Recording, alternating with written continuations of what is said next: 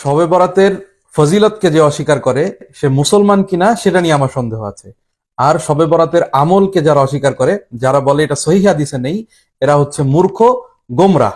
আল্লাহ নবীর সহিহ হাদিস, লা ইয়াত্তালিউ ফি লাইলাতিন নিসফি মিন শাবান ফায়াগফিরু লিজামি খালকিহি ইল্লা লিমুশরিকিন আও মুশাহিনিন। Allah looks down on his creation during the middle night of Sha'ban and forgives all of the creations except those who are mushrik and those who are among the মুশাহিনিন। আল্লাহ পাক এই শাবানের রাত্রিতে তার এই সৃষ্টির প্রতি রহমতের নজর দিয়ে তাকান এবং সবাইকে ক্ষমা করে দেন, শুধু যারা শিরক করে অর্থাৎ মুশরিক, আর যারা মুশাহিনিন অর্থাৎ যারা বিদ্বেষ রাখে অন্যের প্রতি জেলাস, এই ধরনের দুই ক্যাটাগরির লোক ছাড়া আল্লাহ সবাইকে এই রাত্রিতে ক্ষমা করে দেন। সুবহানাল্লাহ।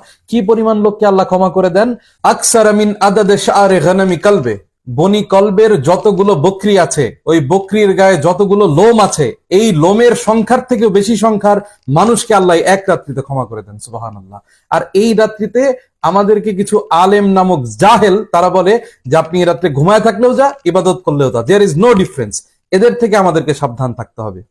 আল্লাহর নবীর আদেশ, ইজা কানাত লাইলাতুন নিসফি মিন শাবান ফাকুমু লাইলাহা ওয়া সুমু ইয়াওমাহা, অর্থাৎ যখন শাবানের মধ্যবর্তী রাত আসবে তোমরা সারা রাত জেগে নামাজ পড়ো এবং তার পরের দিন রোজা রাখো। এটা আল্লাহর নবীর আদেশ।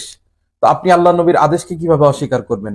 শাবান মাসের মধ্যবর্তী রাত, যেটা হাদিসের ভাষায় লাইলাতুন নিসফি মিন শাবান, আমরা শবে বরাত বলেই চিনে থাকি। আপনারা সারা রাত জেগে ইবাদত করবেন, মসজিদে সাজসজ্জা করবেন, মসজিদে গিয়ে আল্লাহ আল্লাহর রাসূলের জিকির করবেন, আপনারা পরের দিন রোজা থাকবেন, হালুয়া রুটি বানাবেন এবং প্রতিবেশীদেরকে আপনারা সেটা বিতরণ করবেন। এটা বেদাত না, এটাই ইসলামিক কালচার, এটাই ইসলামিক ভ্যালু। যে যাই বলুক ফতোয়ার পরোয়া করবেন না, আপনারা এই কালচারকে এস্টাবলিশ করবেন।